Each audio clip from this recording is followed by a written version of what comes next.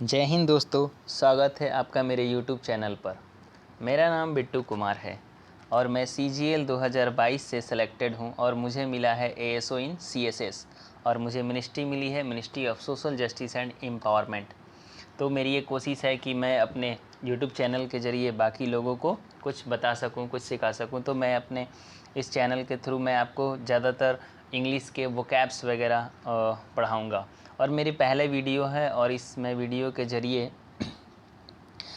CGL 2023 के tier 1 में पूछे गए 20 वन वर्ड सब्स्टिट्यूशंस लेकर आया हूं और अगले वीडियो में और जो भी मुझे लगता है कि CGL टियर 1 में लगभग 40 से 50 वन वर्ड सब्स्टिट्यूशंस पूछे गए हैं। तो इस वीडियो में 20 लाया हूं और अगले वीडियो में लगभग 25 या 30 के आसपास होंगे जो लेकर आऊँगा। तो स्टार्ट करते हैं दोस्तों। पहला क्वेश्चन है हमारा, ए थिंग्स फिट्स टू ईट, वो वस्तु जो खाने के लायक हो। तो इसका आंसर है ऑप्शन बी। इसका आंसर है ऑप्शन बी दोस्तों, ठीक है। तो आइए बाकी सारे ऑप्शंस का हम ऊपर चर्चा कर लेते हैं कि बाकी सारे ऑप्शंस का मतलब क्या होता है।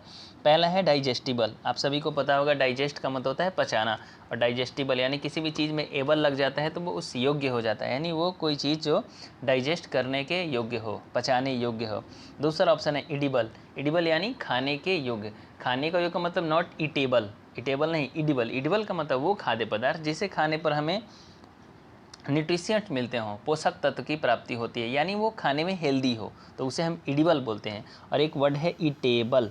ईटेबल का मतलब वो कोई भी पदार्थ हो सकता है जिसे हम मुंह में लेकर खा सकते हैं, ठीक है। तो नॉट ईटेबल, हमें इडिबल की बात करनी है। तीसरा ऑप्शन है इलिजिबल। इलिजिबल का मतलब होता है योग्य। आप किसी स्टैंडर्ड की क्राइटेरिया को फुलफ़िल करते हो, उसे हम एलिजिबल बोलते हैं। जैसे आप 10th पास कर जाते हो तो MTS के एग्ज़ाम के लिए एलिजिबल हो जाते हो, तो उसे हम एलिजिबल बोलते हैं।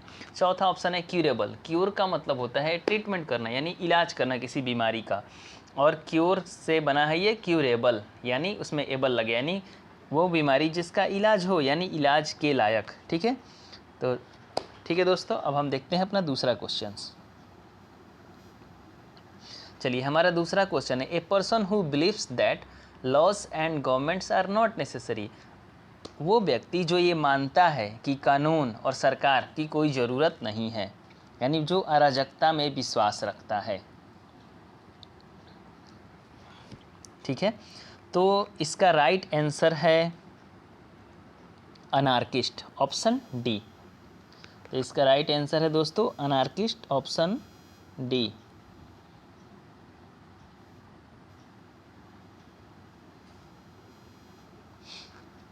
बाकी के ऑप्शंस के ऊपर हम चर्चा कर लेते हैं। पहले तो अनार्किस्ट का हम डिटेल में बता देते हैं आपको। ARCHY, आर्की का मतलब होता है गवर्नमेंट, सरकार, और किसी भी वर्ड में अगर एन लग गया यानी उसका अपोजिट हो गया, वो उल्टा हो गया, ठीक है।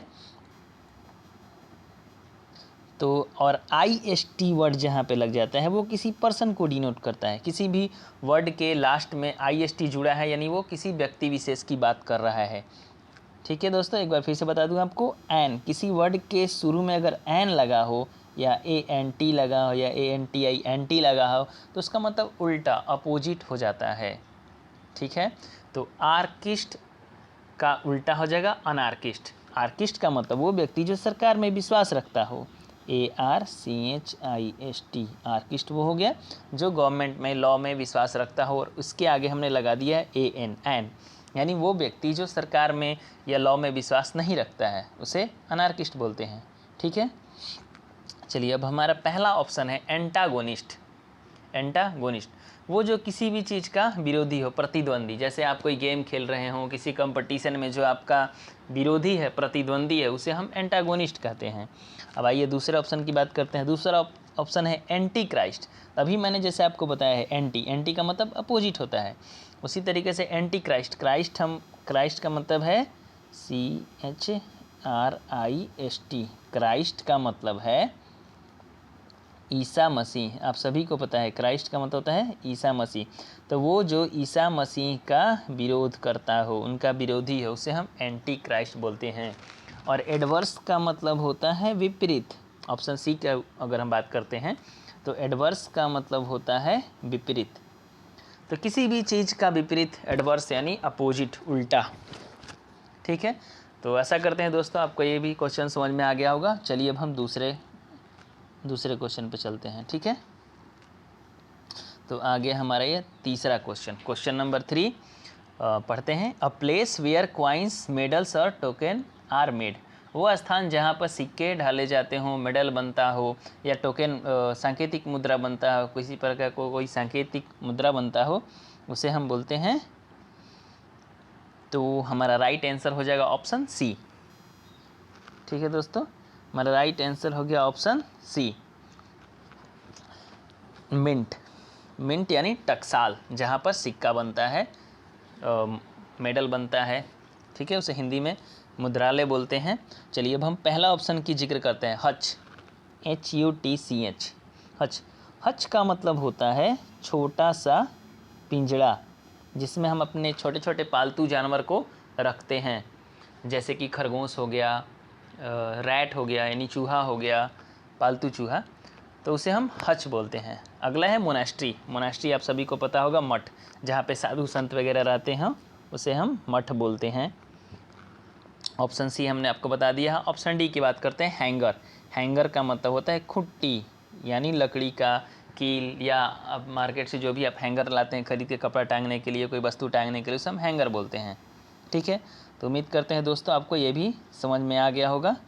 चलिए अब हम नेक्स्ट क्वेश्चन पे चलते हैं। हमारा नेक्स्ट क्वेश्चन 4 नंबर है, और तो आइए दोस्तों देखते हैं। अ पर्सन हु अबंडन्ड रिलीजन, वो व्यक्ति जो अपना धर्म त्याग दिया हो, उसे हम क्या बोलेंगे? अ पर्सन हु अबंडन्ड रिलीजन, वो व्यक्ति जो अपना धर्म त्याग दिया हो। ये क्वेश्चन बहुत बार आया है CGL में, CHSL में, MTS में। एक्चुअली CGL का एक पैटर्न है, वो चीज़ें रिपीट करता है, बार बार सेम चीज़ को पूछता है। तो हमें प्रीवियस पेपर्स पे बहुत ज़्यादा ध्यान देना चाहिए, ज़्यादातर प्रीवियस पेपर पे।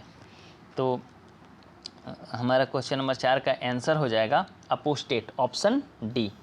ऑप्शन डी जो है वो राइट आंसर है। अपोस्टेट यानी स्वधर्म त्यागी, वो व्यक्ति जो खुद का धर्म त्याग दिया हो, उसे हम अपोस्टेट बोलते हैं। चलिए, तो बाकी हम 3 ऑप्शन बचे, 3 ऑप्शन की जिक्र कर लेते हैं। ईगोइस्ट, पहला ऑप्शन है ईगोइस्ट। ईगो का मतलब होता है सेल्फ, ईगो और IST जुड़ गया यानी व्यक्ति। वो व्यक्ति जिसको खुद का अभिमानी हो, खुद में खोया रहता हो, खुद से मतलब रहता है उसको, बस जो है सो मैं हूँ, तो उसे हम ईगोइस्ट बोलते हैं, यानी आत्माभिमानी। अगर इसी में अगर हम क्या करें कि यहाँ पे टी जोड़ दें, EGO, ईगो, TIST, ईगोटिस्ट बोल लगा दें, तो अगर जहाँ पे एक 2 वर्ड हो गया, एक ईगोइस्ट हो गया, एक ईगोटिस्ट हो गया। तो ईगोइस्ट मतलब जो खुद को आगे लगाता हो, खुद का अभिमान करता हो, और एक वो व्यक्ति जो खुद का बहुत बड़ाई करता हो, ईगोटिस्ट, मैंने ये किया, मैंने वो किया, मैं ये हूँ, मैं वो हूँ, तो वो ईगोटिस्ट बोलते हैं। देखिए यहाँ पे टी आ गया, फ़र्क कैसे करेंगे? यह जो टी है, टी से टॉक हो गया, यानी जो खूब अपने बारे में बोलता हो। ठीक है, ऐसे याद कर लेंगे, ईगोटिस्ट। चलिए अब हम दूसरा ऑप्शन की बात करते हैं, प्राइस्ट हो जाता है पुजारी, किसी मंदिर में जो पूजा पाठ करवाते हैं पंडित जी, उसके हम प्राइस्ट बोलते हैं। अथेइस्ट, ऑप्शन सी देखिए, अथेइस्ट, एक वर्ड होता है THE। ठीक है, THE, इसमें IST जुड़ गया। थेइस्ट मतलब थी वर्ड जहाँ भी आएगा ना, तो ये धर्म से रिलेटेड होगा। ठीक है, धर्म से, तो थीस्ट यानी वो व्यक्ति जो भगवान में विश्वास करता हो, और इसमें ए लग गया यानी उसका अपोजिट हो गया। अथेइस्ट यानी वो व्यक्ति जो भगवान में विश्वास नहीं करता हो। ठीक है, तो होप करते हैं आपको ये समझ में आ गया हो। चलिए अगला क्वेश्चन पे चलते हैं। क्वेश्चन नंबर 5, थोड़ा सा इसका क्वेश्चन नंबर जो है कट गया है। ठीक है दोस्तों, होप करते हैं आप समझ जाएंगे। सॉरी, चलिए question number 5, a person who hates and avoids other people, वो व्यक्ति जो लोगों से नफरत करता है, लोगों को अवॉइड करता है, उस पर्सन को हम क्या बोलेंगे? उस पर्सन को हम बोलते हैं misanthrope. Option number C, option C हमारा राइट आंसर है। अब बाकी के हम 4 ऑप्शन का जिक्र कर लेते हैं। पहला है हर्मिट, हर्मिट होता है साधु संत महात्मा को हर्मिट बोलते हैं। परवट मत होता है विकृत व्यक्ति, वो जो आदमी एक नॉर्मल नहीं रहता, अब नॉर्मल होता है थोड़ा चीज़ों को लेकर के। अब नॉर्मल आप समझ सकते हैं, अब नॉर्मल व्यक्ति कैसा होता है, जो एक आम आदमी की तरह बिहेव नहीं करता है। ठीक है, तो वो परवर्ट होता है। अगला है मिसांथ्रोप, सी, जो कि हमारा आंसर है। तो अब सी मिसांथ्रोप, जहाँ पे भी मिस वर्ड आता है, मिस का मतलब नफरत हो जाता है, ठीक है, और एंथ्रो जहाँ पे भी आता है वो मानव जाति को डिनोट करता है।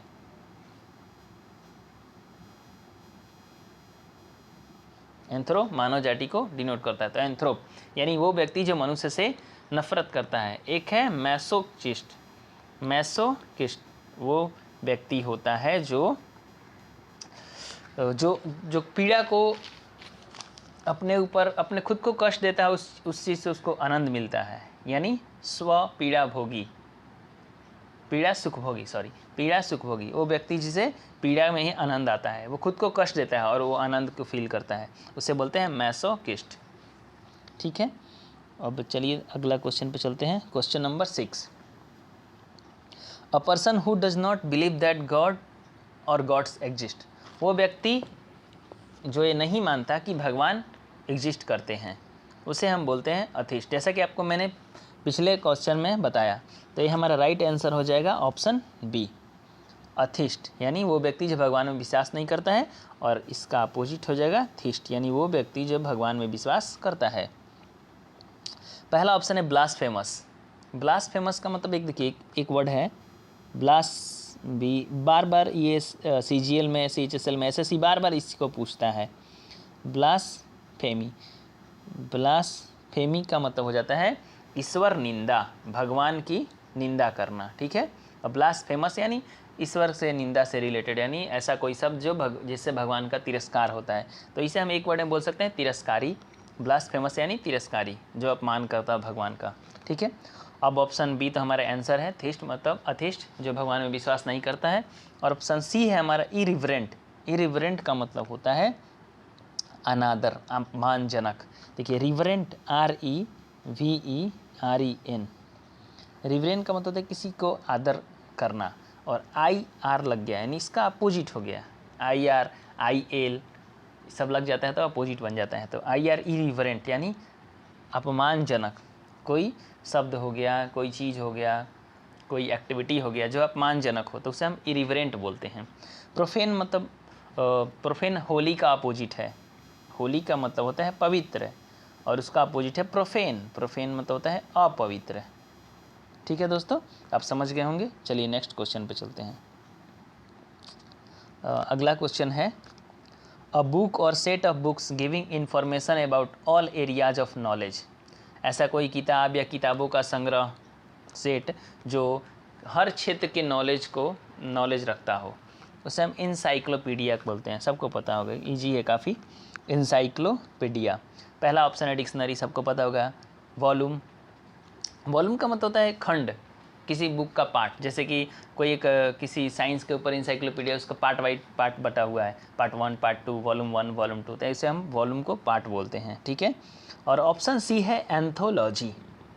एंथोलॉजी का मतलब होता है काव्य संग्रह, जैसे पोएम हो गया, स्टोरी हो गया, इन सब चीज़ों का एक सेट हो गया, बुक का सेट, यानी कविताओं का एक सेट है, उसे हम एंथोलॉजी बोलते हैं। ठीक है दोस्तों, ये भी समझ गए होंगे आप। चलिए अगला क्वेश्चन पे चलते हैं। क्वेश्चन नंबर 8 है ये। थोड़ा सा क्वेश्चन में जो नंबरिंग है वो कट गया है, होप करते हैं अगला वीडियो से ऐसा नहीं होगा, अगला वीडियो में सही से लिख के डालेंगे, उसके लिए sorry. Huge fire for celebration, समझ रहे हैं, huge fire for celebration, celebrate करने के लिए आग जलाना बड़ी मात्रा में, उसे हम बोलते हैं।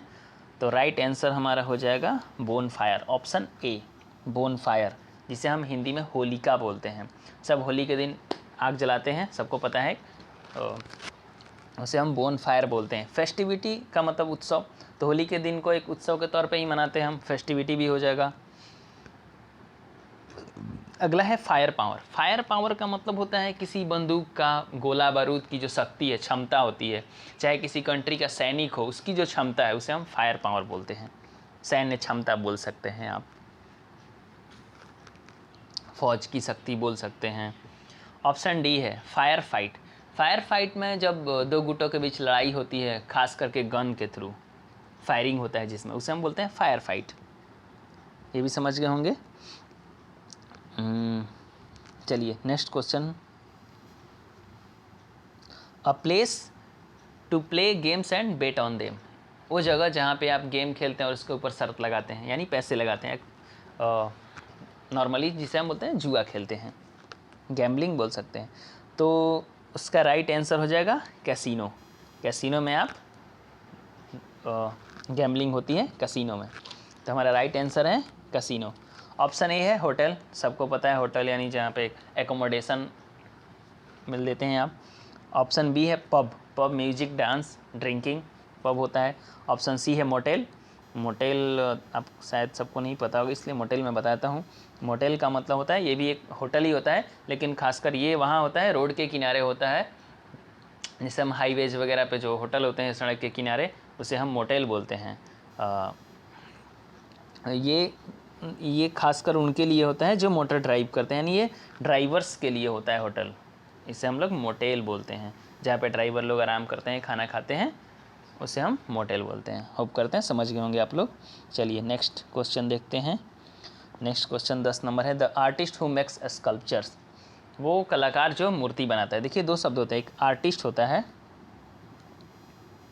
ARTIST आर्टिस्ट, और एक दूसरा ऑप्शन डी होगा आपका, देख लेंगे आर्टिसन ARTISN आर्टिसन।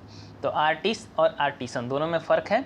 आर्टिस्ट को बोलते हैं जो गाना गाता है सिंगिंग करता है।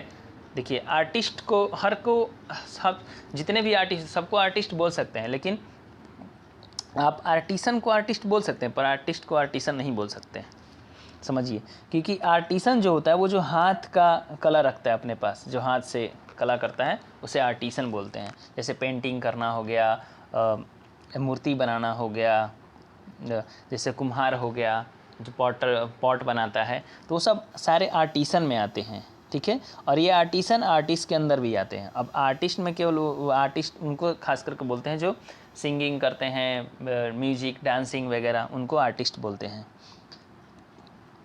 तो हमारा इसका राइट आंसर है ऑप्शन ए स्कल्प्टर, जो मूर्ति बनाता हो। तो हमारे 10 नंबर क्वेश्चन का राइट आंसर है स्कल्पचर, जो मूर्ति बनाता है। और ऑप्शन बी है पेंटर, सबको पता है जो पेंटिंग करता है। ऑप्शन सी पॉटर, पॉटर कुम्हार को बोलते हैं जो पॉट बनाता है, पॉट यानी बर्तन, जो पॉट बनाता है। और अगला ऑप्शन है डी आर्टिसन, आर्टिसन हर किसी को बोल सकते हैं, जो ये पॉटर स्कल्पचर और पेंटर ये सारे आर्टिसन के अंदर आते हैं। मतलब हाथ के कलाओं में जो व्यक्ति निपुण हो उसे हम आर्टिसन बोलते हैं। और ये तीनों जो हमारा पहला ऑप्शन है, तीनों ऑप्शन है लगातार शुरू के ABC, स्कल्पचर पेंटर पॉटर, ये तीनों आर्टिसन के अंदर आते हैं, ठीक है। होप करते हैं आप समझ गए होंगे। चलिए next question, question number 11, certain to happen, वो चीज़ जो एकदम निश्चित है होना, उसका होना तय है, रोक नहीं सकते उसे। तो इसका राइट आंसर हो जाएगा ऑप्शन ए इनइविटेबल, सॉरी इसका राइट आंसर हो जाएगा ऑप्शन ए इनइविटेबल, यानी जो चीज़ डेफिनेटली होना ही होना है, जिसे आप टाल नहीं सकते। इविटेबल का मतलब हो जाएगा टालने योग्य, जिसे हम टाल सकते हैं, और लेकिन उसके पहले अगर इन लग गया यानी वो उल्टा हो गया, इनइविटेबल, जिसे टाल नहीं सकते। कन्वर्ट, ऑप्शन बी, कन्वर्ट का मतलब होता है चेंज करना, बदलना, और कन्वर्टिबल यानी बदलने योग्य। ऑप्शन सी इनडिस्पेंसिबल, डिस्पेंसिबल का मतलब होता है जिस काम चलाने योग्य, जो किसी चीज़ में सहायक हो, जो। और अगला है ऑप्शन सी की बात कर रहे हैं हम, डिस्पेंसिबल, इनडिस्पेंसिबल। तो डिस्पेंसिबल मानी जिसके बगैर काम चल सके, और इनडिस्पेंसिबल का मतलब जिसके बगैर काम न चल सके, यानी वो अनिवार्य है, नेसेसरी है, किसी काम को करने के लिए उस चीज़ का होना ज़रूरी है, तो उसे हम इनडिस्पेंसिबल बोलते हैं, ऑप्शन सी। ऑप्शन डी की बात करते हैं, जस्टिफिएबल, यानी न्याय संगत। जस्टिस मतलब न्याय होता है, और उसी से बना जस्टिफिएबल, यानी वो कोई चीज़ जिसे हम जस्टिफाई करते हैं, यानी न्याय संगत है, सही है, तर्क संगत है, तो जस्टिफिएबल हो गया। चलिए अब नेक्स्ट क्वेश्चन नंबर 12,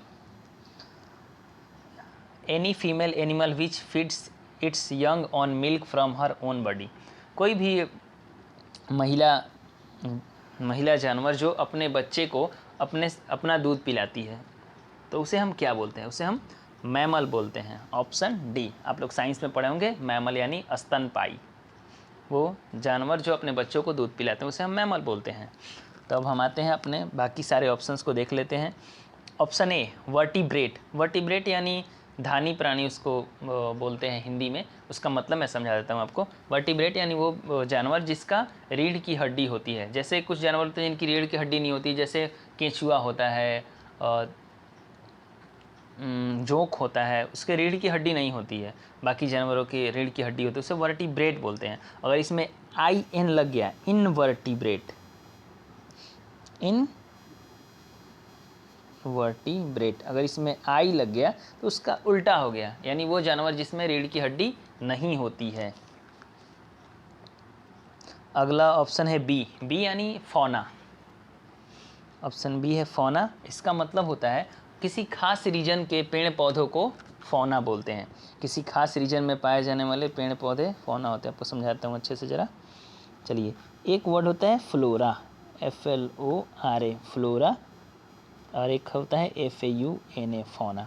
तो किसी खास रीजन के फ्लावर को, फूल को, पेड़ पौधों को, वनस्पति को हम क्या बोलते हैं? फ्लोरा बोलते हैं।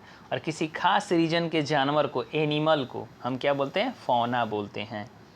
तो फ्लोरा और फौना, फ्लोरा जो है साउंड्स लाइक फ्लावर, फ्लावर की तरह साउंड्स प्रतीत हो रहा है, हाँ, तो ये है वनस्पति को डिनोट करता है किसी खास रीजन के, और जो फौना है वो किसी खास रीजन के जानवर को डिनोट करता है। होप करते हैं आप समझ गए होंगे। चलिए, सॉरी, अब हमारा, चूँकि आपको पहले बताते हैं, राइट आंसर है हमारा ऑप्शन डी। बाकी ऑप्शन हम इलेबरेट कर रहे हैं। ऑप्शन सी में आते हैं। ऑप्शन सी यानी पैरासाइट। पारा मतलब पराया, जो दूसरे पे निर्भर होता है उसे हम पैरासाइट बोलते हैं। परजीवी, क्या बोलते हैं उसे हम? परजीवी, जो दूसरे पर निर्भर रहता है, पैरासाइट। जैसे कि कीड़े होते हैं, जो जूं होता है हमारे बाल में जो होते हैं, वो हमारे ऊपर डिपेंड रहते हैं, तो उसे हम पैरासाइट बोलते हैं। कुछ पौधे होते हैं जो दूसरे पौधे पे उग जाते हैं, वही पैरासाइट होते हैं, क्योंकि वो अपने भरण पोषण जो है उसी पौधों से करते हैं, उसे हम पैरासाइट बोलते हैं। चलिए, अब अगला क्वेश्चन चलते हैं।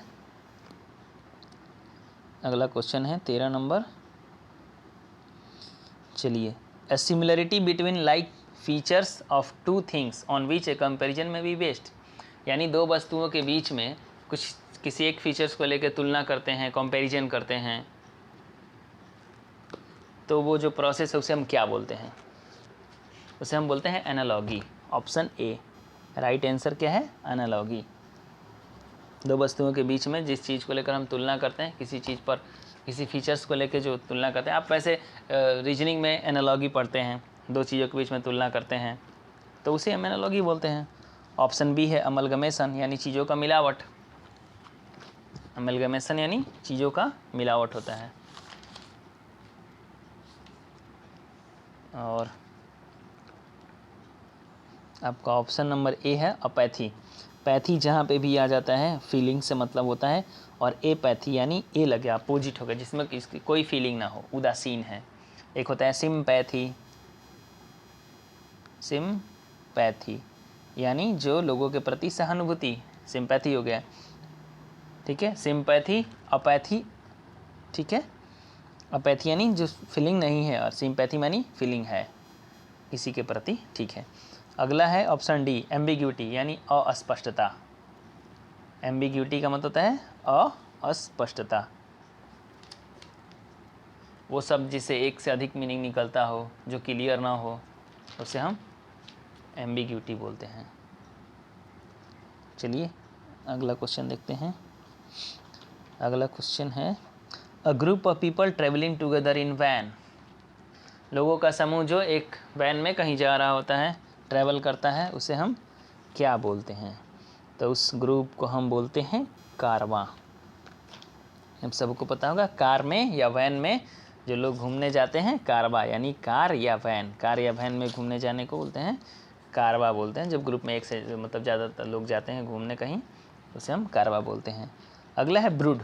ब्रूड का मतलब होता है कोई थॉट को, जैसे ब्रूड का बहुत सारे मीनिंग होते हैं। ब्रूड का मतलब है पक्षियों के बच्चों का ग्रुप होता है। अंडे सेना भी होता है, अगर वो वर्ब है तो उसका मतलब होता है अंडे सेना, BROOD। ब्रूड अगर ये वर्ब है, इसका मतलब होता है अंडे सेना। जब कोई पक्षी, जैसे मुर्गी हो गया, वो अपना अंडा सेती है ना, अंडे के ऊपर बैठ के अंडे को सेती रहती है, उसका ब्रूडिंग बोलते हैं, ठीक है। अगर ये नाउन है नाउन है तो इसका मतलब होता है बच्चों का समूह हो गया, पक्षियों के छोटे छोटे बच्चों का ग्रुप हो गया, 5-6 बच्चे उनका ग्रुप को ब्रूड बोलते हैं। अगला है जिप्सी। जिप्सी एक खानाबदोश होते हैं जो एक जगह से इनका कोई प्रॉपर घर नहीं होता, एक जगह से दूसरी जगह घूमते रहते हैं, ट्रेड करते हैं, लोगों को जादू वगैरह मंत्र करते हैं, ये सब चीज़ें भविष्य वगैरह बताते हैं, ये सारे जिप्सी होते हैं। ये एक्चुअली एक भाषा बोलते हैं जिसे रोमानी बोलते हैं हम, वो खासकर हिंदी से ही रिलेटेड है और ये रोमानी भाषा बोलते हैं जिप्सी लोग। अगला है ऑप्शन डी कॉन्स्टिलेशन। कॉन्स्टिलेशन यानी तारों का समूह, खास जिसका एक पैटर्न क्रिएट होता है, जैसे कि ये एक पैटर्न हो गया, तारों का समूह है, इसमें हम जिससे हम सप्तर्षि बोलते हैं। ठीक है, सॉरी एक मिनट मैं फिर से बनाता हूँ। एक आसमान में ऐसा एक पैटर्न बनता है जिसे हम सप्तर्षि बोलते हैं। तो तारों के एक अपना एक पैटर्न होता है, उन ग्रुप को हम लोग कॉन्स्टिलेशन बोलते हैं। ठीक है, चलिए नेक्स्ट क्वेश्चन पे चलते हैं। अगला 15 नंबर क्वेश्चन है, the money paid to the former wife, husband और partner when the marriage is ended. तो जब तलाक हो जाता है दो लोगों में, तो जो पैसा दिया जाता है, अगर पति कमाता है तो पत्नी को देगा और पत्नी कमाती है तो पति को देगी। तो जो पैसा दिया जाता है उसे हम क्या बोलते हैं? उसे हम बोलते हैं एलिमोनी। क्या बोलते हैं दोस्तों? एलिमोनी। यानी शादी विच्छेद होने पर जो पैसा दिया जाता है भरण पोषण के लिए, उसे हम एलिमोनी बोलते हैं। चलिए पहला ऑप्शन पे आते हैं, रिकम्पेंस। रिकम्पेंस का मतलब होता है क्षतिपूर्ति करना, किसी चीज़ का क्षतिपूर्ति करना। जैसे कि मान लो आपने किसी का कोई नुकसान कर दिया, कोई सामान तोड़ दिया या कुछ कर दिया, तो उसके बदले में जो आप पैसा देते हैं, मुआवजा देते हैं, तो उसे हम रिकम्पेंस बोलते हैं। और सेम मीनिंग ऑप्शन बी का भी है, कम्पेंसेशन। उसका भी मतलब यही है, किसी का मुआवजा देना। ऑप्शन डी है मेंटेनेंस। मेंटेनेंस यानी रख रखाव किसी चीज़ का। चलिए ठीक है, अगला ऑप्शन अगला क्वेश्चन,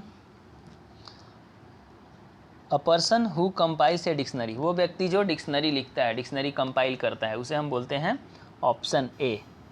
हमारा राइट आंसर है ऑप्शन ए, लेक्सिकोग्राफर। लेक्सिकोग्राफर कौन होता है? जो डिक्शनरी लिखता है। एक वर्ड है कार्टोग्राफर, ये भी आपको पूछा गया है, आएगा ये आगे नेक्स्ट क्वेश्चंस में, अगले वीडियो में आएगा। कार्टोग्राफर वो व्यक्ति होता है जो मैप बनाता है। क्या बनाता है? Map, cartographer. अगला ऑप्शन है हमारा बी, प्लागियरिस्ट। प्लागियरिस्ट व्यक्ति वो होता है जो चोर लेखक बोलते हैं इसको एक्चुअली। प्लागियरिस्ट क्या होता है? चोर लेखक, जो किसी दूसरे के लिखे हुए पोएम को, स्टोरी को कॉपी कर लेता है और फिर वो अपना बताता है कि मेरा है, उसे हम बोलते हैं प्लागियरिस्ट। अगला ऑप्शन है ऑप्शन सी, आइकोनोक्लास्ट। देखिए आइकन का मतलब होता है मूर्ति, आइकन मतलब होता है मूर्ति, और आइकोनोक्लास्ट होता है वो व्यक्ति जो मूर्ति तोड़ता हो, मूर्ति भंजक। जैसे औरंगजेब था, वो मूर्ति और मंदिर को तोड़ा करता था, उसे आइकोनोक्लास्ट बोलते हैं। और एक वर्ड है आपका आइकोनोलेटरी।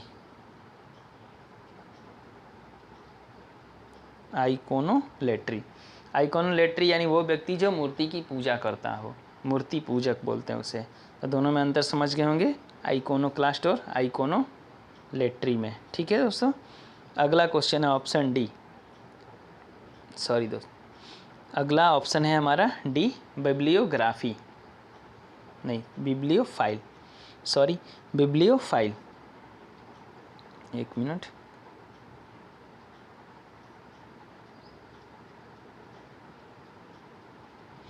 बिब्लियोफाइल। तो यहाँ पे जहाँ भी बाइबल आएगा, बिब्लियो, वहाँ पे बुक का चर्चा होगी, उसका मतलब बुक से है। बाइब्लियोफाइल, फाइल मतलब होता है प्यार, तो वो व्यक्ति जो पुस्तक का प्रेमी हो। फोबिया आएगा यानी डर, मैनिया आएगा सनक, किसी चीज़ के प्रति बहुत ज़्यादा लगाव होना, एक्साइटमेंट होना बहुत ज़्यादा, तो मैनिया हो गया। फोबिया यानी किसी चीज़ से डर है तो फोबिया हो गया, या फाइल है तो किसी चीज़ से प्रेम हो गया। LOGY लॉजी आता है तो किसी चीज़ का स्टडी हो गया। IST आता है किसी वर्ड के लास्ट में, तो यानी वो किसी पुरुष की बात कर रहा है। ठीक है, लिख लीजिएगा अपने कॉपीज पे वगैरह सब। चलिए नेक्स्ट क्वेश्चन पे आते हैं। Question number 70। A detailed description of a series of real और fictional events taking place over a period of time. मतलब किसी कहानी का, किसी घटना का डिटेल में विश्लेषण, टाइम पीरियड में कैसे कैसे कब कब क्या हुआ, उस चीज़ का अगर डिस्क्रिप्शन किसी बुक में दिया है तो उस बुक को क्या बोलते हैं? उसको क्या बोलते हैं? सागा। Option D, saga. इससे हम हिंदी में कथा बोलते हैं। आप लोग हम लोग बचपन में कथा सुनते थे कि एक राजा था, कुछ दिन बाद उसके 2 लड़के हुए, फिर ये हुआ, फिर वो हुआ। तो हम क्या करें, एक कथा ही है ये, टाइम बाय टाइम क्या क्या हो रहा है उस चीज़ का विश्लेषण अगर किसी बुक में है या किसी भी चीज़ में हो तो उसे हम सागा बोलते हैं, कथा बोलते हैं। पहला ऑप्शन विटनेस है। विटनेस आप सबको पता है, गवाह होता है। जर्नल का मतलब होता है पत्रिका, जर्नल से बनता है जर्नलिस्ट। जो जर्नलिस्ट होते हैं, जो लेखक वगैरह होते हैं, बुक्स लिखते हैं, मैगजीन लिखते हैं, एडिटिंग करते हैं, एडिटर का काम करते हैं, वो सारे जर्नलिस्ट होते हैं। केस स्टडी मतलब किसी खास केस की स्टडी, तो केस स्टडी सबको पता ही होगा। चलिए next question number 18। A sentimental memory of the past.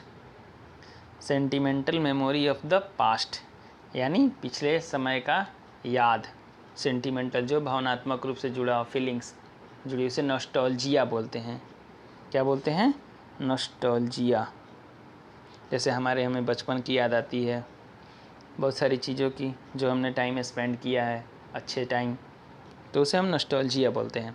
Euphoria का मतलब होता है फीलिंग, इमोशन, एक्साइटमेंट, किसी चीज़ को लेकर काफ़ी खुशी, यूफोरिया। अगला है हिस्ट्रिया। हिस्ट्रिया मतलब होता है वो कंडीशन जो व्यक्ति अपने इमोशंस को नहीं रोक पाता है। ऐसे लोग को देखेंगे जो काफ़ी बहुत ज़्यादा हंसते हैं तो रुकते ही नहीं, हंसते ही रह जाते हैं, तो उस स्थिति को हिस्ट्रिया बोलते हैं। मैनिया, मैंने इससे पहले क्वेश्चन में आपको बताया था, मैनिया मतलब होता है सनक, किसी चीज़ को लेकर बहुत ज़्यादा मन में उसके प्रति ऑब्सेशन होना। अगला है नॉस्टैल्जिया, नॉस्टैल्जिया हो चुका है। चलिए हम नेक्स्ट क्वेश्चन पे आते हैं। Question number 19। A large number of fish swimming together यानी तैरती हुई मछलियों का समूह, उसे क्या बोलेंगे? उसे हम सोल बोलते हैं। उसे हम बोलते हैं सोल। हमारा right answer option C, shoal. मछलियों के समूह को सोल बोलते हैं। पहला ऑप्शन है हमारा स्ट्रिंग। स्ट्रिंग होता है धागा। सिप मतलब होता है जैसे पुआल हो गया, किसी चीज़ का बंडल, गट्ठर बांधा हुआ, उसे सिप बोलते हैं। Option B. ऑप्शन डी है स्ट्रीम। स्ट्रीम मतलब धारा, पानी की धारा हो गया, झरना। अगला क्वेश्चन पे चलते हैं, लास्ट। ये हमारा लास्ट क्वेश्चन है इस वीडियो का।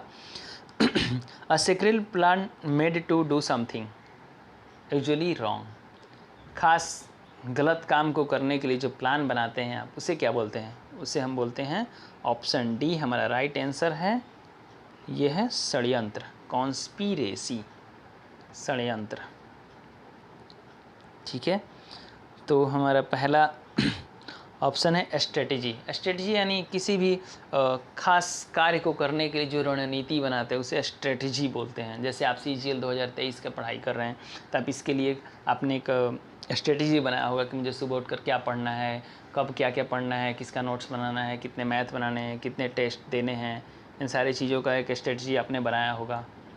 वैसे मैं अपने आने वाली वीडियो में आपको स्ट्रेटजी बताऊँगा कि मैं कैसे पढ़ता था, तो आप समझ गए होंगे स्ट्रेटजी। अगला है प्लानिंग। किसी भी काम को करने के लिए आप प्लानिंग बनाते हो, उसे प्लानिंग बोलते हैं। कंडीशनिंग हो गया, किसी खास चीज़ों को वातानुकूलन करना। जैसे आप किसी खास काम को करने के लिए किसी व्यक्ति को, किसी भी चीज़ को ट्रेन करते हैं तो उसे हम कंडीशनिंग बोलते हैं, अनुकूल करते हैं उस चीज़ को। तो होप का आशा करते हैं दोस्तों कि आप हमारे इस वीडियो में बहुत कुछ सीखे होंगे। उम्मीद है अगर आपको अच्छा लगा होगा तो लाइक और सब्सक्राइब जरूर करें हमारे चैनल। ये पहला वीडियो था, एक कोशिश थी, आगे चल के और अच्छे से करेंगे।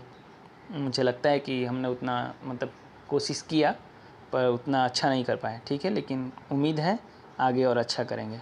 ठीक है दोस्तों, बाय, टेक केयर।